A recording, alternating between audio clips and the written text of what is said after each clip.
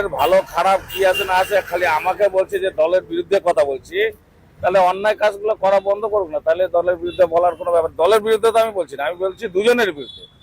আমি জীবনে সংসারে আসছি একা, যাবো কিন্তু একা, মাঝখানে তো খেলা খেলা রাজ্যে এর আগেও নোটিশ পাঠিয়েছে, তার জবাবও পাঠিয়েছি, তার সদুত্তর পাইনি, খালি বলেছে আপনার কাজ আপনি করতে দেন, আমি আমার কাজ করছি। তো এটা নাম তো আমি দেখুন, আমি তো এরকম না যে আমি নাম ছাড়া কাউকে কথা বলি, আমি তো অন্যায় কিছু কথা বলিনি। যেটা 46 নম্বর ওয়ার্ডের সমস্যা, যে বিল্ডিংটা ভাঙতে গেল অলরেডি পারমিশন নিয়ে ভাঙতে গেল, ভাঙা শুরু হলো, সেটা রানা সরকারের ফোনের মাধ্যমে সেটা বন্ধ হয়ে গেল। আর রামশেখর সর্দারের খাটাল আজকে বারবার চিঠি নোটিশ করার পরে তারপর সেই খাটাল ভাঙা হচ্ছে না, তাহলে অবৈধ নির্মাণ ভাঙতে আমি কেন দেবো? আমি তো না করছি না অবৈধ নির্মাণ ভাঙতে, অবৈধ নির্মাণ ভাঙবে আমি তার পক্ষে।